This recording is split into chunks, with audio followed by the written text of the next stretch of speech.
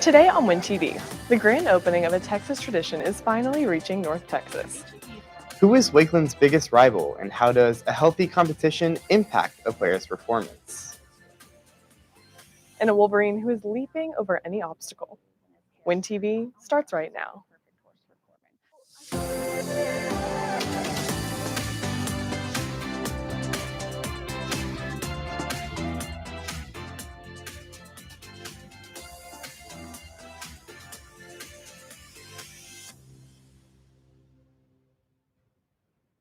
Good afternoon, Wolverines. I'm Brooke Frederick. And I'm Josh Rajnov. Today is Wednesday, September 21st, 2022. Social media is something nearly everyone uses on a daily basis, and I bet you've seen more than one influencer on your feed before. Nicole Wisdom talks with some hopeful social media stars to see how the influencers are influencing. Hey, Charlie. Gaining followers, attending events, and securing brand deals. This is the life of an influencer. But what is the reality of being in the public eye? According to CBS News, about 86% of teens surveyed said they're willing to try out influencing on their social media platforms, and 12% of teens said they already consider themselves an influencer. I would love to become an influencer because I'll get to have a chance to express me and push me out there, because I know there's a lot of kids that are out there that are just like me, that are part of the LGBTQ community. Although many teens strive to become influencers, going viral isn't as glamorous as it seems. I went viral on TikTok about a year ago, and it was pretty overwhelming. In the past, senior Haley Goss has gone viral on TikTok and experienced the realities of social media firsthand. Because I look a little different, people on the internet just love to point it out. Even if you have a hair out of place or your shirt's a little crooked, people love to call you out for the little things, and you kind of just get used to it. I would tell someone who wants to go viral on the internet that hate is inevitable, so they kind of have to get tough skin. Grace Anderson is an influencer on TikTok. She has also experienced what it's like to need tough skin in the eye of the public. She has garnered over 70,000 followers and 6 million likes on her profile, which focuses on maximalist fashion and body positivity. I'm just posting fashion videos, it's nothing serious at all. But people still every single time find a way to somehow hate on you, and it's more based on my body rather than what I'm wearing. People tend to body shame me too in that way. I posted a skirt that I bought, and that one was I think one of the worst of it, because it went viral on TikTok, but also was taken to Twitter and Instagram, where it was posted on meme pages. It just end up going down the rabbit hole and reading every single comment, even though you shouldn't.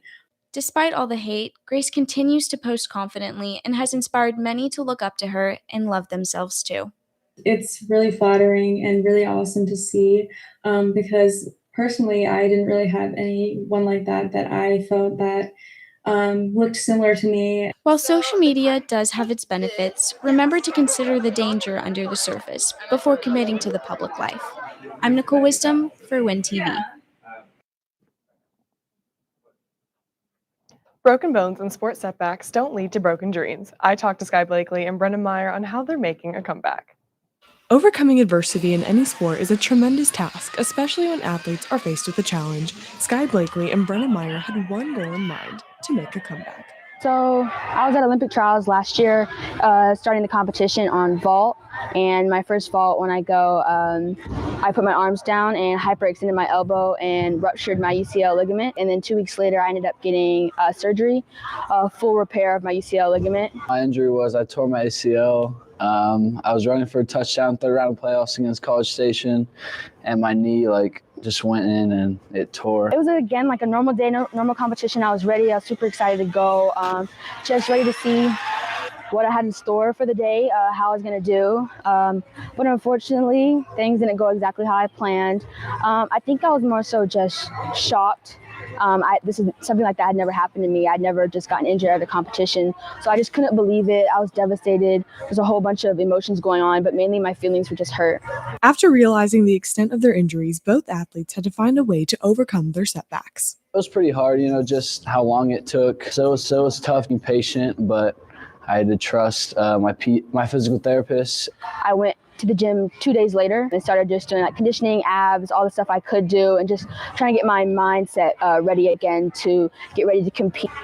You know, starting to do big skills again was scary at first, especially doing vault was a little scary at first. But once I started doing it again, there's a lot of motivation from my teammates and my coaches and my parents, so that helped a lot. My motivators were definitely my parents, brothers, my coaches, Coach Davis, my teammates, just a bunch of the guys just cheering me on, hoping that I can get back quick as I can. Through the hardships, both athletes have proven they have what it takes to make a comeback. I'm Brooke Frederick for Win TV. Well, population in Frisco continues to rise with new developments being built every day. Shah Rasmussen goes more in depth on how Frisco has really become a city of the future. Originally named the town of Emerson, Frisco has risen to greatness over the past 20 years. With major developments entering our city time after time, Mayor Jeff Cheney, a resident of Frisco since 2000, has seen growth happen over the years and is leading the city with new ideas and ways on how to conquer the new wave of development and innovation. Well, I've seen it change even from when I was a council member, when I first got started back in 2007. You know, back then we were a small, sleepy town. You know, hadn't even reached 100,000 people. The tollway wasn't even open through Frisco yet. And once we hit 100,000 people, we saw a pretty dramatic change. And then, of course, when the tollway got extended, then people started believing in Frisco. Believing in Frisco means believing in urban development. And urban development is what can make or break a city. In Frisco, it's what makes it such a special place to be. You know, what drives values is, you know, supply and demand, right? And so the demand in Frisco is really, really high just because it's been named the #1 place in the country to live, the #1 place to raise a family, and of course the great schools, as I mentioned before, and then great amenities. You know, you can go to a concert here at Toyota Stadium and be home in 5 minutes. Frisco is not done yet. With new projects and residents coming left and right, Frisco is still developing. Opening the Star and what that did for that whole area. You know, we opened that back in 2017. And then, of course, you know, bringing projects like PGA Frisco here, that's going to really transform the northern part of our city. And so, quite frankly, we're really just getting started. We've got a lot of development left to happen. Director of Development Services for the City of Frisco, John Letelier, has a more in-depth view of our city's layout and how it benefits the economy and the residents of the city. So most of our mixed-use developments are going to be confined along the Dallas North Tollway, a little bit along 380 and 121.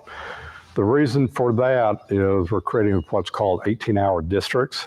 We've specified mixed use along the tollway because people are coming from greater distances, and so it's get most of the traffic along the Dallas Tollway, so they're not using the other streets in the city as much to help reduce traffic. But once you get outside of that area, it's primarily single family. With new developments come new challenges and obstacles to overcome. But with strong leadership and through planning, Frisco has laid the foundation to come from the small farm town of the years past to a mega metropolis of the future. I'm Shah Rasmussen for Win TV. And Brooke, living in Frisco has many benefits, but the traffic sometimes can just be horrid. Yeah, it's just always frustrating getting to anywhere around here. And now for this week's headlines. The 11-day mourning period for the passing of Queen Elizabeth ended last Monday. During this time, the entire country takes a pause. No one goes to school or work, and the BBC always wears black to pay their respects. King Charles has now taken over and has the task of preserving 1,000-year monarchy. Hurricane Fiona has made its way through the Caribbean as a Stage 3 hurricane, tearing up the Turks and Caicos Islands and devastating Puerto Rico on Tuesday. Meteorologists believe that the hurricane will not make it to the U.S., staying far off the East Coast. And H-E-B is officially in North Texas. The renowned Texas grocery store opened on Legacy in Maine, bringing in new H-E-B branded products and plenty of variety. Local stores like Kroger are adjusting to H-E-B coming in town by lowering prices and having a grand reopening to their store. And that's the latest news for now. And Brooke, I am extremely excited to gain that Texas tradition just down the road from Wakeland. Yeah, me too. Lexi Patterson reports more from the H-E-B Media Day and grand opening. Very first H-E-B in North Texas. The popular native Texas supermarket chain H-E-B is making its way to the growing city of Frisco. H-E-B has been around since 1905, originally starting in Crowville, Texas, and has been slowly making its way north in the Lone Star State for over a century. 5 new HEBs are opening or are still in construction in Frisco, Plano, McKinney, Allen, and Mansfield. With the addition of this retail store, Frisco will gain as many as 700 jobs. But why? What makes HEB different from other grocery stores?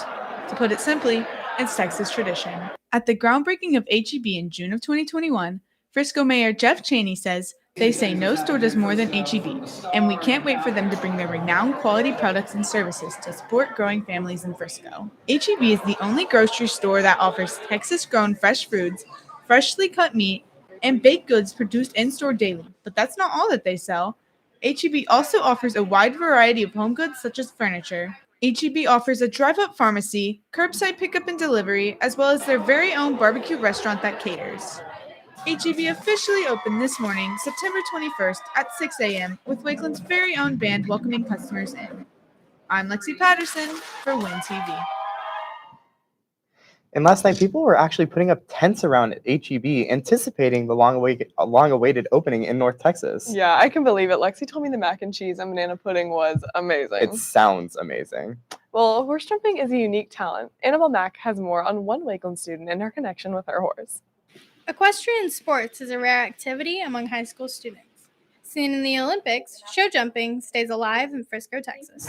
So in practice, we actually do a lot more things than I feel like the audience sees. We don't just run up to a jump and jump it. So we have to make sure we're always on the right rhythm. Otherwise, the horse is not going to have enough power or speed to jump the jump. So to do that, we have to count the correct number of strides to each jump. He's competed up to Grand Prix level, which is, in horseback riding, probably the highest level you can go to besides the Olympics. And he's jumped a meter 40, 50, so that's maybe about 5 foot something, a little less than 6 feet. And he has won a lot of prize money. So he's very special. And even though he's really goofy on the ground, as soon as you put him in the arena, he'll jump anything I point him at. So he's a really good horse. I wouldn't say this sport relies more heavily on either of us. I think it's definitely a team effort because he has to understand what I'm telling him and I have to understand what he's telling me. So we both have to know each other really well to understand what needs to happen next and what steps we need to take before we get to each jump. Show jumping is a sport where rider and horse work together to go over various jumping obstacles. Wakeland student Corbin Bush and her horse Donnie built an unbreakable bond that beats the competition. I feel like Corbin and Donnie are very similar in their personalities. And when I first saw Donnie, he wasn't even available for sale. And I saw him going around and how he behaves and his character. And I was like, oh my gosh, this would be a perfect horse for Corbin. I think we create a good bond because I use usually body aids. So if I want him to go a little faster, I'll give him a little tickle on the belly with my feet. And then I'll also use mouth aids and see he listens to that. Very loving with each other and supportive of each other when she does something wrong or he does something wrong. You know, they're able to work through all those things together. And Donnie and Corbin will push through any obstacles together to make it to the top. I'm Annabelle Mack for WIN TV. It was a wild week in Wakeland sports with an intense football game last Friday and volleyball staying hot. Maddie Hardwick reports more on this week's Wolverine Replay. Wakeland vs. Reedy football gave fans a wild ride last Friday night at the Star with a big back-and-forth second half between the two teams. Wakeland was able to come back after being down 15 in the third quarter with a big help from quarterback Brennan Meyer, who passed for 416 yards and 4 touchdowns, finding Hayden O'Neill and Trick Riordan for a combined 11 receptions for 207 yards and 2 touchdowns, but ultimately fell to the Lions 41-37 on a last-minute punt return, moving 0-2 on the district season. Wakeland volleyball is on fire right now, and after starting 2-0 in their first week of district play, the Wolverines would take on 2-0 Lone Star last Friday night. After dropping the first set, Wakeland was able to get back to their dominant ways, taking the next 3 sets and defeating Lone Star in 4. Jessica Jones and Hannah Fifner both played huge roles in the win, with each of them having 8 kills, leading the Wolverines to a 3-0 start to the district campaign. I'm Maddie Hardwick for WIN TV. Able to keep their dominance going last night as they traveled to R.L. Turner and got the sweep. Volleyball has moved 4-0 in district and is in the sole position of first place. Wakeland matches up with Creekview High School this Friday and is at home at 5:30. Well, this week is the football game that all Wakeland sports fans have circled on their calendars. It's Lone Star Week. I have more on how rivalries like Wakeland versus Lone Star impact our teams. A healthy rivalry sparks a competitive edge in sports, and every fan has a team they love to hate. Think about famous rivalries like the Cowboys and the Eagles, Red Sox and the Yankees, and the Lakers and the Celtics. Wakeland is surrounded by 11 other Frisco schools, and 4 within 4 miles, sparking bigger rivalries that are not only across town, but across the street. Wakeland athletes tell us who they think their biggest rival is. I think our biggest rival is Lone Star. Obviously, Reedy is there too. Definitely is Reedy, probably is the biggest. Probably either Lone Star or Reedy. Lovejoy or Reedy. In the 2021 season, there was a 45% increase in total ticket sales from a game against Centennial to a game against Lone Star. And this season, there was a 66% increase from the game versus Heritage to the game versus Reedy, with a total of 4,078 tickets sold last Friday night. Volleyball also had a 55% increase from a game against Lebanon Trail to a game against Reedy this season, driving in more energy into Wakeland games. These rivalries are not only on the field or in the stands, but battles break out on social media with posts on unofficial Barstool accounts or players using their platforms to try and get in the opposing team's head. It's still pretty funny to me because like some of it's pretty catchy, like the trash talk, but at the end of the day, they're talking trash and we're the ones playing. I think it does motivate us. I think most of us think it's funny, but also like if we see something negative, we're like, okay, we want to go out there and prove them wrong, kind of, instead of letting them kind of take advantage. In the past few years, the rivalry between Reedy and Wakeland volleyball has gone in the Lions' direction, but just a week and a half ago, Wakeland volleyball was able to avenge Reedy with a sweep against them. Yeah, I actually haven't beaten Reedy since my freshman year, the senior class's freshman year. So I think this was like a big win that we had. And Lone Star football has owned Wakeland for the past several seasons. But will Wakeland be able to end their losing streak against Lone Star? The Rangers don't think so. You put homecoming on games that you think you're going to win, and so I think that that motivates us because now that shows us that Lone Star think they're going to beat us. We haven't won in a hot minute, but this year I think we're going to go out there and beat them. So I just think it draws a crowd in, makes everybody want to go watch. Wakeland, Reedy, and Lone Star have the drama and storyline that eclipse a historic and competitive rivalry. I'm Josh Rajanoff for WinTV Sports. You can catch Wakeland take on Lone Star this Friday at the Star. Kickoff is at 7 p.m. Fill up the student section just like your favorite superhero for the big rivalry game. Well, Wakeland's getting an international organization. Ashley Slavin went to Operation Smile Club to see how they're getting involved. Turning frowns upside down, Operation Smile is an organization and club that is all about giving children with cleft lip and cleft palates a brighter future by providing them with the money for surgery for those who are less fortunate.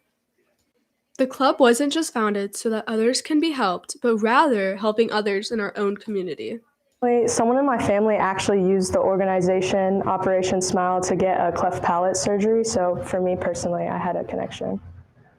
Julia Carbone is the president and founder of Operation Smile Club. She founded Operation Smile Club because the topic of kids with cleft palates are not talked about as much and wanted a platform that she could help support this unrepresented community. So I chose Operation Smile because I feel like this kind of topic area is just being not as talked about as much. I feel like there could obviously be more representation and just advocacy for this. So in all honesty, I just looked up best clubs to start at Wakeland or at a school, and all these clubs were just repetitive and there's already versions of it, but this was the one that really stood out to me. Operation Smile Club has been doing so much for children with cleft palates, such as making cards for them in their meetings and friendship bracelets. Operation Smile meets monthly. Make sure to be there. Tune into WinTV to find out specific dates and times. I'm Ashley Slavin for WinTV. Hearing about Wakeland science classes, the last thing you'd expect to hear is building an ecosystem. Julian Urbago digs into AP Environmental Science's new project. So in AP Environmental Science, we are creating a micro ecosystem. It's a tiered system with 3 chambers. We're going to have an aquatic chamber. We haven't quite gotten that ready yet. We've got a filter chamber. And our top chamber is going to be a terrarium where we're going to grow some plants and some detritivores, which will help to Whenever you're ready. Make the soil more fertile and break down any kind of leaf litter that we have in there. We're also going to be collecting a lot of data. So some of my students are putting together data tables to be able to collect that data. We will have a fish in our aquatic chamber, so we'll get to see the fish. Students will learn a really wide variety of concepts through doing this activity, and it's a lot of fun because they get to have fish. The project we're doing is we are making like ecosystems with water bottles, and we're gonna get fish and we're gonna put them in the bottom of them. We're just And- making like an ecosystem with the water bottles and like sand and soil. And it's like a lot of fun. Today we're getting measurements in the soil of like pH and like temperature and like a bunch of different metrics to like make sure everything's working properly before we plant seeds and then like create our living like aspect of the ecosystems. We just actually put our pH measuring tool in the soil so that we can get all the metrics right and make sure everything's like working properly before we actually put living animals in it. Like we're gonna get fish and put them in, and we need to make sure like everything is balanced and like everything's working properly before we do that, so that like the fish has best chance of like surviving. Students in environmental science will be maintaining their little world for the next few weeks. I'm Julian Rabago for WinTV. Follow our social media for updates and to stay in touch with what's going on at Wakeland. I'm Josh Rajanov. And I'm Brooke Frederick, and this has been WinTV Live for Wednesday, September 21st. Stay forever orange and blue, and have a great rest of your day, Wolverines.